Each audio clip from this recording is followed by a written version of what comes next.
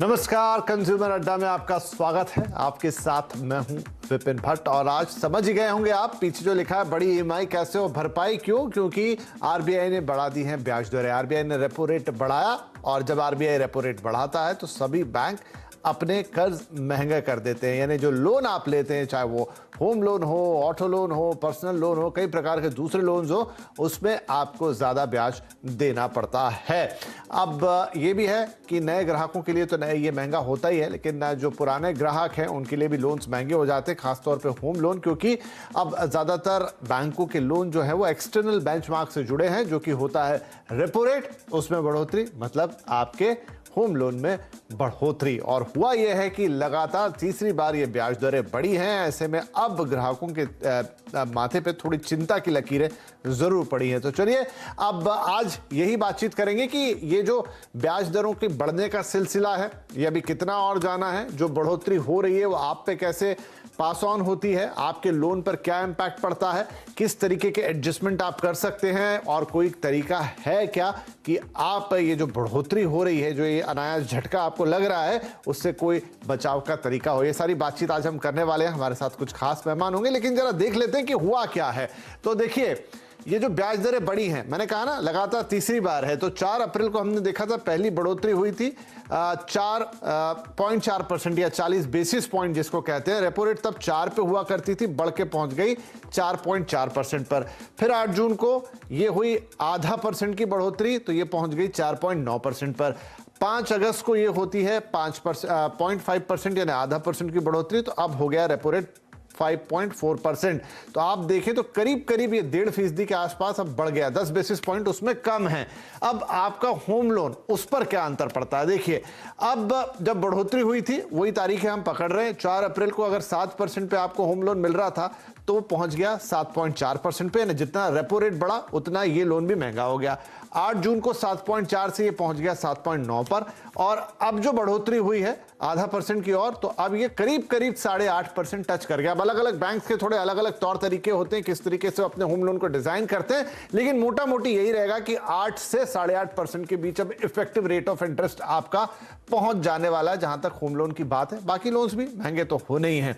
Home loan चूंकि बहुत बड़ा होता है, बहुत लंबे टेन्योर का होता है, बड़ी ईएमआईज होती है, इसलिए सबसे ज्यादा इंपैक्ट वहीं पर आता है। तो आज यही सारी बातें, अब आज के मेहमानों से आपकी तारुफ करा दिया जाए।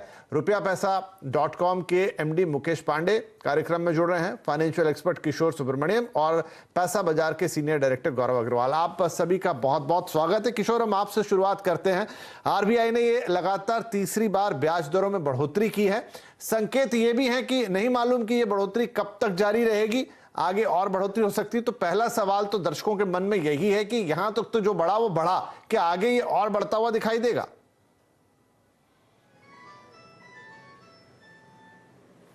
किशोर साहब, आपसे है सवाल। हाँ, ये सवाल का जवाब तो शायद परफेक्टली कोई जवाब नहीं दे पाएगा, मगर जैसे अभी इन्फ्लेशन बढ़ रही है दुनिया भर में, हर सेंट्रल बैंक अभी रेट बढ़ाते जा रहा है। अभी लगता है कि और शायद एक या दो बार और एक आधा percent which is 50 basis point की बढ़त आ सकती है। और पब्लिक को ये अनुमति लेके जाना है कि शायद बढ़ सकती है, क्योंकि आज जो बढ़ोतरी हुई है आरबीआई ने 0.5%, वो कर्व के ऊपरी दिशा पे, मतलब अपवर्ड कर्व पे गया था, क्योंकि अनुमति तो ये थी कि 0.35% की बढ़त आएगी, मगर 0.5 की बढ़त आई है। तो हमें लगता है कि और एक या दो बार शायद आ सकती है, जिसके बाद हमें लगता है कि इन्फ्लेशन घटेगी और उसके बाद ये रुकेगा। अभी ये बहुत तेजी से बढ़त आ रही है, और 3 महीना में शायद 1.4%, जो 140 बेसिस पॉइंट शायद लास्ट 6-8 साल में कभी हुआ नहीं है। तो ये बहुत एग्रेसिव आरबीआई चला रही है इन्फ्लेशन को घटाने के लिए। उम्मीद मेरा तो है कि एक या दो बार और ये बढ़े।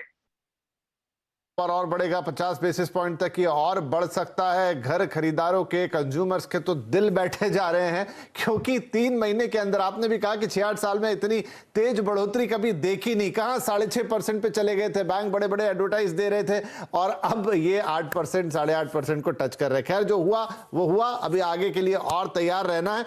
तो चलिए मैं अपने बाकी मेहमानों के पास जाऊं, उससे पहले थोड़ा आपको एक नजारा दिखा देता हूं कि आपके होम लोन पर इंपैक्ट क्या आने वाला है। जरा ग्राफिक्स वो हम देखेंगे। होम लोन पर असर देखिए, अगर आपने 30 लाख रुपए का होम लोन लिया है और इसकी अवधि 10 साल है, क्योंकि छोटा होम लोन है, कई लोगों के लिए लगेगा कि 30 साल भी बड़ी रकम है, लेकिन फिर भी हमने अवधि 10 साल की ली है। अभी अगर ये 7.5%, अधिकतम बैंक जो 2 रिवीजन हुए थे पिछले, उसके बाद आज आप किसी भी बैंक की वेबसाइट पे जाएंगे तो जो सबसे निचला रेट है वो 7.5% का है। आधा परसेंट की बढ़ोतरी इसके ऊपर भी हो गई, तो कहां गया साहब, ये गया 8% पर। तो अगर 7.5% पर आपके 30 लाख 10 साल के लिए 35,611 रुपए की ईएमआई बन रही थी, वो ईएमआई अब हो जाएगी आपकी करीब करीब 36,398 रुपए की। 787 इतनी बढ़ोतरी इस आपके ईएमआई में ये होती हुई दिखाई देगी। नंबर 2 अब पकड़ लेते थोड़ा मिड सेगमेंट को, 50 लाख का और 20 साल का लोन। 7.5 से बढ़कर 8 ये भी हुआ। ईएमआई में देखिए कितना अंतर आ रहा है, यहां 1,600 रुपए से ज्यादा का अंतर आ गया। 40,000 की ईएमआई करीब करीब 42,000 पे पहुंच गई। एक और सिनेरियो देख लेते हैं, क्योंकि कुछ महानगरों में, मुंबई, दिल्ली, 1 करोड़ के मकान अब आम बात हो चली है, तो यहां पर भी बड़ा झटका आएगा, क्योंकि 7.5 से 8% हुआ।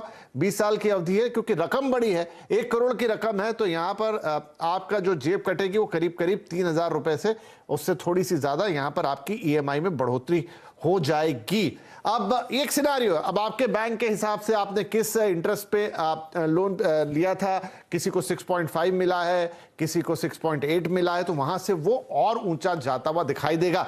गौरव अग्रवाल, अगर हम देखें तो ज्यादातर होम लोन, अगर मैं इनकरेक्ट हूं तो आप मुझे सही कीजिएगा, एक्सटर्नल बेंचमार्क से जुड़े रहते हैं, जो अमूमन होता है आपका रेपो रेट। इसका मतलब हम यही माने कि जो एग्जिस्टिंग कस्टमर भी हैं, अब जितना रेपो रेट बढ़ गया है उतना उनका जो है पूरा पूरा उनके लोन पे पास ऑन होने वाला है। जी विपिन जी, जैसा आपने कहा, पहले तो धन्यवाद मुझे बुलाने के लिए।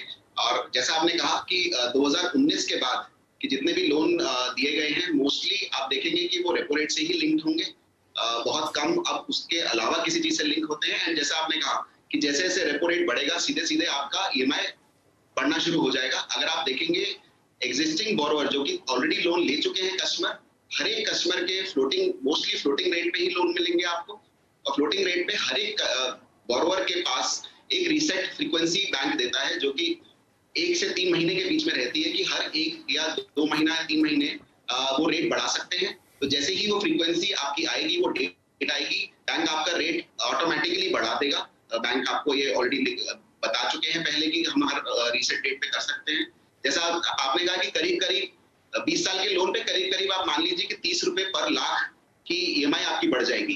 तो अगर आपका 50 लाख का लोन है तो करीब करीब 1,500 रुपए आपकी ईएमआई मंथली बढ़ जाएगी। तो ये होम लोन की बात हुई। अगर आपका कोई और लोन है, पर्सनल लोन, ज्यादातर आप देखेंगे कि फिक्स रेट पे होंगे, तो उसपे जो अभी जिन्होंने लोन ले रखा है उस पे इतना इम्पैक्ट नहीं होगा। ऑटो लोन्स में भी फिक्स लोन पे होंगे, पर जो नए बोरोवर्स हैं उनके लिए इम्पैक्ट आना शुरू हो जाएगा हर तरह के लोन पे, चाहे वो पर्सनल लोन हो, ऑटो लोन हो, या फिर वो होम लोन हो। जी ठीक है, आपने चलिए दूसरे लोन्स की बात करी थी, मैं आता वहां पर, लेकिन चलिए वो लोन भी महंगे होंगे। आमतौर पे ऑटो और personal loan fix rate of interest पे होते हैं, तो नए खरीदारों का इंपैक्ट सीधा आएगा, एग्जिस्टिंग के लिए उतनी दिक्कत वाली बात नहीं है। मुकेश पांडे साहब, अब होम लोन में ये रहता है कि बैंक के पास 2 तरीके की चीजें रहती हैं, या तो वो डिफॉल्ट तरीके से आपका टेन्योर बढ़ाते हैं, या फिर आप उन्हें अलग से रिक्वेस्ट करें और टेन्योर उतना ही रखें और अपनी ईएमआई को एडजस्ट करवाएं कि भाई बढ़ा दो मेरी, क्योंकि उससे शायद ब्याज में आपकी बचत होगी। तो क्या तरीका सही रहता है, कैसे इसका डिसीजन लिया जाए, क्या होगा इस पर? देखिए सर, आइडियली जब कोई कस्टमर होम लोन या किसी भी तरीके का लोन होता है तो बैंक उसके लिए ईसीएस साइन करवा के रख लेता है, और अगर रेट ऑफ इंटरेस्ट बढ़ा है तो नॉर्मली वो टेन्योर बढ़ाते हैं, ईएमआई वही सेम रहता है जो भी आपका एग्जिस्टिंग लोन का चल रहा है। अगर कोई बोरोवर चाहता है कि उसका टेन्योर ना बढ़ा करके उसकी ईएमआई बढ़ाई जाए, तो वो एक रिटर्न लेटर दे सकता है, रिक्वेस्ट लेटर दे सकता है बैंक्स को कि आप मेरा टेन्योर ना बढ़ा करके मेरी ईएमआई को बढ़ाएं, ताकि वो इंटरेस्ट जो उनके ऊपर वजन बढ़ रहा है वो कंट्रोल कर पाए। जी तो इसमें गौरव साहब क्या सही रहता है, क्या लोग जनरली ऑप्ट करते हैं, किन लोगों को ये ऑप्ट करना चाहिए कि वो अपना टेन्योर बढ़वाएं, या किन लोगों को ऑप्ट करना चाहिए कि वो अपनी ईएमआई को बढ़वा लें? तो इसमें जैसे मुकेश ने भी कहा कि आपका डिफॉल्ट जो बैंक आपसे लेते हैं उसमें आपका टेनर बढ़ जाता है। अगर आप कैलकुलेशन देखेंगे तो करीब करीब 20 साल के लोन पे 50 बेसिस पॉइंट्स का, जो कि जैसे आज बढ़ोतरी हुई है, उसमें आपका करीब करीब 2 साल का टेनर बढ़ जाता है। अगर आपका 20 साल का लोन है तो 25 महीने का आपका टेनर बढ़ रहा है। तो मेरी तो सलाह इस तरह से होगी कि अगर आपके पास, देखिए, अगर आप अफोर्ड कर सकते हैं ईएमआई बढ़ी हुई, तो ईएमआई अपनी बढ़वाएं ताकि आपका खर्चा निकलता रहे, आपकी इंटरेस्ट आउटगो जो है, जो आपका टोटल इंटरेस्ट देना है वो ना बढ़े, आपका टेनर जो आपका 20 साल था वो 20 साल ही रहे। वो सबसे आइडियल सिनेरियो है। अगर आप अफोर्ड नहीं कर सकते बढ़ी हुई ईएमआई, तो टेनर बढ़ाना ऑटोमेटिक लॉजिकल है कि आप टेनर बढ़ाएं, ईएमआई अपनी उतनी ही रखें। और आपका लेट्स से अगर आपका 2 साल लोन बढ़ रहा है, 20 की जगह 22 का हो रहा है, तो आप उतना रखें। अगर एक और जो तरीका है, जो कि अगर आप एज अ कंज्यूमर देख सकते हैं, अगर आप सेल्फ एम्प्लॉयड हैं, आपका अगर कुछ कैश फ्लो रहता है, या फिर आप सैलरीड हैं, आपका कुछ इंसेंटिव आता रहता है, या फिर आपको बोनस आता है साल में एक बार, 2 बार, 3 बार, तो एक होम सेवर प्रोडक्ट जो कि होम लोन्स में अक्सर नहीं दिया जाता, बट कंज्यूमर के लिए बहुत अच्छा प्रोडक्ट है कि आप उसमें एक होम लोन अकाउंट के साथ आपका एक सेविंग्स या करंट अकाउंट खोला जाता है। जितना भी आप बैलेंस उसमें रख पाते हैं, कितने भी दिन के लिए रखते हैं, उतना आपका प्रिंसिपल कम हो जाता है। तो आपका जो ब्याज लगना है वो आपके उतने ही कम अमाउंट पे लगता है, उससे आपका लोन जल्दी खत्म होता है। तो ये बहुत ही अच्छा एक ऑप्शन है जो कि काफी बैंक्स और काफी एनबीएफसीज आपको देंगे मार्केट में। तो ये भी एक अच्छा तरीका है अपना लोन जल्दी खत्म करने का। अगर आप कर पा रहे हैं, आपका कुछ कैश फ्लो है, तो ये भी एक अच्छा ऑप्शन है, देख सकते हैं। जी, ये भी एक तरीका है। काफी एक्सपर्ट इसकी बात करते हैं। जो गौरव साहब बता रहे हैं कि आप अपने होम लोन के साथ एक बैंक अकाउंट जोड़िए, उसमें जो पैसा रखेंगे उस हिसाब से आपका प्रिंसिपल एडजस्ट होता रहता है। यहाँ पर मुकेश पांडे साहब, एक सवाल और मैं लगे हाथ पूछ लेता हूँ, वो भी बहुत सारे लोगों के मन में होता है कि मान लीजिए कि किसी का 20 साल का टेन्योर है, और चूंकि बैंक की एक मैक्सिमम एज लिमिट भी होती है, बहुत सारे मिलेनियल्स अब जब घर खरीदते हैं तो वो कई बार 40 से शुरू करते हैं तो 60 आ जाता है। तो अगर मान लीजिए कि किसी का 60 साल का उम्र है, जहां तक बेंचमार्क है बैंक का, और वहीं पर अब ये इंक्रीज भी आ गई, तो बैंक ऐसे में क्या करेगा? तब उसके लिए भी 2 साल बढ़ा देगा या उसके लिए ईएमआई बढ़ाएगा? नहीं, उसके लिए भी आपका टेन्योर बढ़ेगा। और जो भी कोई एक ऐसे एज जिसमें, जैसे आपने बताया, 60 साल की उम्र तक में उनका लोन खत्म हो रहा है, तो ज़रूर एक को एप्लीकेंट ज़रूर लेते हैं। वो उनके वाइफ हो सकते हैं, उनके बच्चे हो सकते हैं। तो ऑटोमेटिकली अगर टेन्योर इंक्रीज हो रहा है किसी भी लोन के अंदर में, तो वो लाइबिलिटी आपके को एप्लीकेंट पे भी है। अगर मैं मेन एप्लीकेंट हूँ और मेरा एज खत्म हो रहा है, तो मेरे को एप्लीकेंट का ज़रूर कुछ ना कुछ गैप होगा, जो वो गैप उसको फुलफिल करेगा। चलिए, तो इस केस में भी टेन्योर ही बढ़ता हुआ नजर आएगा। किशोर साहब, अब देखिए, अभी हमने देखा कि अभी ये जो ब्याज दरें हैं ये ऑलमोस्ट प्री कोविड लेवल पे पहुंच चुकी हैं, और तब भी वही 8.25 साढ़े 8% के आसपास होता था। क्या ऐसा होगा कि आगे कभी ब्याज दरें बढ़ती भी हैं तो बैंक खासतौर पे थोड़ा सा डिटरेंट रहेंगे कि वो अपने होम लोन को महंगा ना करें, क्योंकि इस समय मार्केट अच्छा है, काफी सारे लोग घर अभी भी खरीद रहे हैं। ये 3 बार की बढ़ोतरी के बाद माना जा रहा था कि शायद लोग पीछे हट जाएंगे, लेकिन खरीदारी अब भी जारी है। लेकिन कब तक खरीदारी करेंगे, क्योंकि एक समय के बाद तो वो ईएमआई भारी पड़ेगी। तो क्या बैंक ऐसा कर सकते हैं कि वो ठीक है बाकी जगह रखें, लेकिन अपना जो होम लोन का पोर्टफोलियो है उसको वो आकर्षक बनाने के लिए थोड़ा नीचे ही रखें? इसका जवाब सीधा है, बैंक ये कभी करेगी नहीं। क्योंकि आज जैसे आपको ये मालूम होना चाहिए कि हमारा जो लोन्स है वो फ्लोटिंग में चलता है, बल्कि जो डिपॉजिट्स है, जो फिक्स्ड डिपॉजिट्स बैंक में होते हैं, वो अभी तक फ्लोटिंग नहीं है, वो फिक्स्ड है। तो बैंक अभी जब रेपो रेट बढ़ रही है और उनका खुद का बोरोइंग का कॉस्ट बढ़ रहा है, तो वो इस रेट को पास ऑन करेंगे, और जरूर करेंगे। और रही आपकी दूसरी सवाल की खरीदारी इसके कारण कम होंगे कि नहीं, मेरा सही मानना है कि खरीदारी इसके कारण कम होंगे नहीं। क्योंकि आपको 2 या 3 चीज याद रखना चाहिए। पहले तो रेट की जो रैली हुई है वो 10-11 साल के बाद अभी वापस चालू हुआ है, क्योंकि डिमांड बहुत दिन से, बहुत सालों से घटा हुआ था, और ये डिमांड इतना डल था कि बैंक का रेट्स भी हाई था, और जनरली इकोनॉमिक कंडीशन भी ऐसा नहीं था कि पब्लिक अफोर्ड कर सके। आज वो डिमांड वापस आई है और इन्वेंट्री रियल एस्टेट का कम होते जा रहा है और पब्लिक खरीद रहे हैं। दूसरी बात आपको याद है जिसे कहते हैं कि बैलेंस ऑफ इकोनॉमिक्स। ये बैलेंस ऑफ इकोनॉमिक्स में ये होता है कि अगर मैं एक सैलरीड पर्सन हूं, मेरा आय जो वेतन है वो भी बढ़ रहा है, और जब मेरा वेतन बढ़ता है, आज आईटी इंडस्ट्री का एवरेज इंक्रीमेंटल लेवल 9 से 12% हो गया है, और आज द ग्रेट रेजिग्नेशन मूवमेंट भी चल रहा है जहां पब्लिक एक कंपनी से को छोड़ के दूसरी कंपनी में जा रही है और वहां उनका वेतन 20-30% ऊपर आ रहा है। तो ये 0.5% जहां फर्क पड़ता है करीबन 31 रुपया का लाख रुपया लोन में, और अगर मान के चले एवरेज इंडियन का बोरोइंग है 42 लाख या 32 लाख रूरल इंडिया में और 42 लाख अर्बन इंडिया में, उसमें जो इंपैक्ट है और उनका सैलरी ग्रोथ है वो डिसप्रोपोर्शनेट है। इसका मतलब ये रहेगा कि 1000-2000 बढ़ने से आज पब्लिक पीछे नहीं हटेंगे, ये रैली बढ़ते रहेगी। ये कब इंपैक्ट करेगा और उस रियल एस्टेट को ग्रोथ को स्लो करेगा? जब इंटरेस्ट रेट 9.5 या 10 के ऊपर जाएगा। अगर आज आप एक ओवरड्राफ्ट या एक पर्सनल लोन के हिसाब देखोगे तो 10.5% का जो लोन जा रहा है वो भी हाई डिमांड में चल रहा है। कंजम्पशन हाई डिमांड में है, कंज्यूमर ड्यूरेबल्स हाई डिमांड में है, तो मेरे हिसाब से ये रियल एस्टेट का ग्रोथ इसमें बाधा नहीं पड़ने वाला है, और बैंक इसको डेफिनेटली कंज्यूमर को पास ऑन करेगी, क्योंकि उनको अगर ये लोन का कॉस्टिंग को पास ऑन नहीं करेंगे तो उनको डिपॉजिट में बाधा पड़ेगा और उनका कासा का जो बैलेंस है उसमें बहुत चोट पड़ेगी।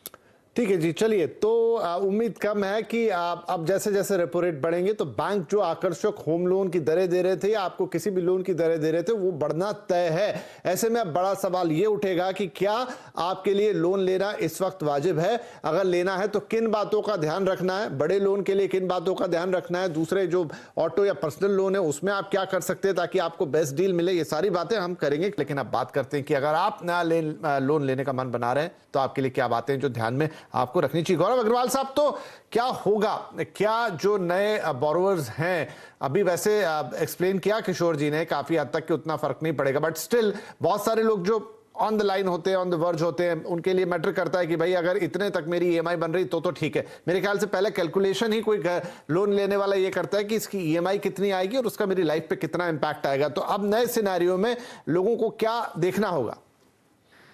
देखिए, ये इंटरेस्ट रेट इंक्रीज होने का, जैसे कि किशोर जी ने भी कहा कि थोड़ा सा दिन अभी ये रह सकता है, बट इवेंचुअली आप देखेंगे कि इंटरेस्ट रेट या तो स्टेबल हो जाएंगे या नीचे जाएंगे। आरबीआई ने भी जैसा आज कहा है कि इन्फ्लेशन अभी पीक आउट हो रहा है, एंड मतलब वो एक्सपेक्ट कर रहे हैं कि इस साल के अंत तक इन्फ्लेशन सॉफन हो जाएगा। आप मान लीजिए कि अगले साल के आसपास आपके इंटरेस्ट रेट वापस स्टेबल या कम होना शुरू हो जाना चाहिए, मेरा अनुमान है ये।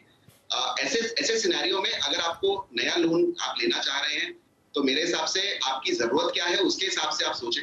जैसे स्पेशली अगर आप घर होम लोन की बात करते हैं, आप एक होम लोन 20 साल 25 साल के लिए लेते हैं, आप एक घर लेते हैं रहने के लिए या फिर उससे रेंटल इनकम कमाने के लिए, तो वो बहुत बड़ा एक समय है 20 साल का। इसमें हर 6-7 साल में एक इंटरेस्ट रेट साइकिल आती है, थोड़ी कभी स्टीप होती है, कभी थोड़ी सी धीमी होती है, बट एक आती है। तो अगर आपकी जरूरत है घर लेने की तो मेरे हिसाब से अगर आप ईएमआई अफोर्ड कर सकते हैं अभी के लिए तो आप लोन लें। ये साइकिल्स आती रहेंगी, जाती रहेंगी। इससे ऊपर ज्यादा मुझे लगता है कि इतना इससे ऊपर जाने की संभावना है पर कम है, बट इतना रहने की और नीचे की है। तो अगर आप अभी आज अफोर्ड कर सकते हैं ईएमआई तो आप घर जरूर लें। बाकी जरूरतें जैसे पर्सनल लोन, कार लोन, अगर आप वो थोड़ी सी डिस्पोजेबल जरूरतें होती हैं, अगर आप पोस्टपोन कर सकते हैं तो डेफिनेटली कीजिए। अगर नहीं कर सकते तो आपकी जरूरत इंपॉर्टेंट है, अगर आपको करना ही है तो आप कीजिए अभी। बट कुछ बातों का ध्यान रखें मेरे हिसाब से। उसमें आप जो नया लोन ले रहे हैं वो फ्लोटिंग पे ले या फिक्स्ड पे ले। अभी मेरे हिसाब से फ्लोटिंग रेट ज्यादा बेनिफिशियल रहेगा कस्टमर के लिए। आप जब कोई सा भी लोन ले रहे हैं आप कंपेयर जरूर करें अपनी प्रोफाइल, अपनी क्रेडिट प्रोफाइल, अपनी इनकम, अपनी प्रोफाइल के अकॉर्डिंग आपको जो बेस्ट लोन ऑफर मिल सकता है मार्केट में वो जरूर ढूंढें। और अपना जैसे होम लोन में मार्जिन मनी जो कि सबसे इंपॉर्टेंट होता है उसका ध्यान जरूर रखें, जो कि 15 से 20-25% के बीच में वो अपना हिसाब अपना बना के रखें। बाकी मेरे हिसाब से भी इसमें डिमांड में ज्यादा फर्क नहीं पड़ेगा बहुत ज्यादा, तो ये सब आती जाती रहेंगी चीजें। चलिए ठीक है। मुकेश पांडे साहब, तो जो गौरव भी कह रहे हैं कि नए लोन के लिए आप थोड़ा सा जरा वो कर सकते हैं, तो क्या अभी की स्थिति में भी बैंक से बार्गेन किया जा सकता है और आपको अच्छे डील्स मिल सकते हैं? देखिए, इसका बहुत बड़ा इंपॉर्टेंट फैक्टर है आपका क्रेडिट स्कोर। क्रेडिट स्कोर के बेसिस पे बैंक्स और एनबीएफसीज के रेट ऑफ इंटरेस्ट आपके डिसाइड होते हैं। अगर आपका क्रेडिट हिस्ट्री अच्छा है, आपकी सैलरी अब इनकम ठीक है या बिजनेस इनकम ठीक है, तो ज़रूर आप बार्गेन कर सकते हैं। तकरीबन 40 बैंक और एनबीएफसी अवेलेबल हैं मार्केट में और सबकी प्रोडक्ट एंड पॉलिसीज अलग हैं। आपको चूज़ करना पड़ेगा खुद से अपने किसी एडवाइज़र के थ्रू या ऑनलाइन पोर्टल अपने बैंक के थ्रू कि आपके लिए क्या बेस्ट ऑप्शंस अवेलेबल हैं। और ज़रूर एक कोई भी कंज्यूमर लोन लेने से पहले ज़रूर ये चीज़ों को ज़रूर ध्यान देता है और वो अपने हिसाब से जो उसको बेस्ट रेट ऑफ इंटरेस्ट मिल सकता है वो ज़रूर लेना चाहेगा। जी ठीक है, चलिए अब सबसे महत्वपूर्ण सवाल की तरफ बढ़ते हैं। हमारा अंतिम सवाल भी होगा और मैं पूछूंगा किशोर जी से, सुब्रमण्यम साहब से। सर, हमने देखा कि बैंक रेट्स ड्यूरिंग पैंडेमिक अपने लोएस्ट पे चले गए थे, 6.5% और ये तमाम चीजें। उम्मीद ये थी कि ठीक है बढ़ेंगे तो सही, उतना लो तो कभी नहीं रहेगा, लेकिन एक तरीका होता है, एक टाइम पीरियड होता है जिसमें वो धीरे धीरे बढ़ते हैं। अनफॉर्चुनेटली ये हुआ कि पैंडेमिक के बाद बैक टू बैक वॉर आ गया, पूरी दुनिया जो है इन्फ्लेशन में गिर गई, अभी एक और वॉर की बात चल रही है, तो सिनेरियो बदल गए। इसीलिए शायद ये रहा कि एक ही महीने या 3-4 महीने के अंदर हमने देखा 3 रेट इंक्रीज हो गए। चलिए ये हो गए, आगे भी हो सकते हैं, लेकिन क्या जब चीजें सामान्य होगी तो इसका रिवर्सल भी देखने को मिलेगा, हम कटौती भी होते हुए देखेंगे? हाँ, तो इसका आंसर है हाँ, जरूर कटौती भी देखेंगे, मगर उसके लिए समय लगता है, क्योंकि ये लोग ये जो इन्फ्लेशन होता है या डिफ्लेशन होता है, ये एक कर्व में होता है। अभी कर्व चल रहा है, अभी इन्फ्लेशन का चल रहा है, और ये इंडियन इन्फ्लेशन नहीं है, ये ग्लोबल इन्फ्लेशन है। क्योंकि आगे के जमाने में भी हमें ये देखना पड़ेगा कि इन्फ्लेशन ग्लोबल ही रहेगा। हम लोग एक इंटरकनेक्टेड वर्ल्ड में रहते हैं। आज जो भी इंपैक्ट हो, एक यूक्रेन की वॉर हो या चाइना एक मिसाइल चलाए या ऑयल का दाम बढ़ जाए, ये दुनिया भर में चलेगा। आज एक ग्लोबल इन्फ्लेशन सिनेरियो में है और बढ़त सब जगह हो रही है, हर सेंट्रल बैंक इसको अटैक कर रहा है। और आरबीआई जो काम कर रहा है, मुझे दाद देनी पड़ेगी उनके काम के लिए, क्योंकि अगर आज हम आरबीआई ये रेपो रेट को बढ़ाए और इंटरेस्ट रेट को नहीं बढ़ाए तो इन्फ्लेशन हाथ से छूट सकती है और ये आपका दाल, चावल, शक्कर सब चीज में इंपैक्ट करेगी और आपका महीना का जो खर्चा है ओवरऑल बहुत बढ़ जाएगा। तो आरबीआई जो काम कर रही है इन्फ्लेशन को घटाने के लिए बहुत महत्वपूर्ण है। भले एक कंज्यूमर के हिसाब से हमें लग सकता है कि हाँ मेरा ईएमआई थोड़ा बढ़ रहा है, मगर ये देश के लिए, आपके लिए, आपके कंट्री के इकोनॉमिक्स के लिए बहुत इंपॉर्टेंट है। और रही बात कटने की, हाँ ये वंस इन्फ्लेशन पीक हो जाएगी, जो मेरी उम्मीद में 3 से 6 या 8 महीना के अंदर पीक हो जाएगी, और तब तक मेरा उम्मीद है कि ये वॉर और दूसरी ग्लोबल क्राइसिस भी थोड़ा सेटल हो जाएगा, तब ये सॉफ्टनिंग होगा। और ये कभी रिवर्स डायरेक्शन में इमीडिएटली नहीं जाता है, ये एक प्लेटो फॉर्म हो जाता है, वो प्लेटो होने के बाद ये रिवर्स जाएगा। बल्कि एक चीज कंज्यूमर को याद रखना पड़ेगा कि आज अगर आप एक होम लोन ले रहे हो और उसका टेन्योर 20 साल है, तो अगर आप एवरेज इंटरेस्ट रेट देखोगे तो ये साउथवर्ड जाएगा। कोई भी डेवलप्ड इकोनॉमी, कोई भी डेवलपिंग इकोनॉमी का इंटरेस्ट रेट घटता है। अब अगर वेस्टर्न वर्ल्ड में चले जाओ तो 2 से 3% आपको एनुअल रेट में हाउसिंग लोन मिलता है। तो भारत मेरे हिसाब से अगला 20 साल में उसी दिशा पे चल रहा है। तो जो आज की रेट है वो नहीं रहेगी और आपका एवरेज रेट अगला 15-20 साल में घटेगी, मिनिमम 1 से 2-2.5% तक घटेगी। इसकी घटत आपको या डाउनवर्ड स्पाइरल जो बोलते हैं वो मिलेगा, मगर इमीडिएटली नहीं, तुरंत नहीं, थोड़ा टाइम लगेगा, मगर जरूर इन्फ्लेशन स्टेबल होने के बाद सॉफ्टन होगा, तब ईएमआई और इंटरेस्ट रेट घटेगा। चलिए, तो यही उम्मीद हम भी करेंगे कि आपने बड़ा अच्छा उदाहरण भी दिया कि आगे चलते हुए हम इसमें रिवर्स गियर भी देख सकते हैं और आफ्टर ऑल ग्रोथ भी है जिसका भी ध्यान रखना है। ठीक है, अंतर्राष्ट्रीय सिचुएशन थोड़ी खराब है, उम्मीद करते हैं कि अगले साल भर में ये करीब ठीक होती हुई नजर आएगी और तब एक स्टेबिलिटी भी देख सकते हैं। और जो सुब्रमण्यम साहब ने बोला कि चूंकि हम भी उसी तरफ जा रहे हैं, टुवर्ड्स डेवलप जा रहे हैं, तो ओवरऑल जो एवरेज निकलेगा, क्योंकि लंबे टेन्योर का होता है बड़ा लोन, तो वहां पर भी आपको 1.5 से 2 या 2.5% तक की कमी ओवरऑल होती हुई दिख सकती है। चलिए, ये सब चीजें थोड़ी लंबी हैं, इसलिए इनका इंतजार करना पड़ेगा, लेकिन हाल फिलहाल में आपकी ईएमआई जरूर बढ़ेगी। उसको कैसे एडजस्ट करना है वो आप थोड़ा अपने बजट से के हिसाब से देखिए, अपने बैंक से बात कीजिए और अपनी मौजूदा परिस्थिति के हिसाब से सारे डिसीजन लीजिए। फिलहाल आप तीनों ही मेहमानों का आज इस कार्यक्रम में शामिल होने के लिए बहुत शुक्रिया। नमस्कार।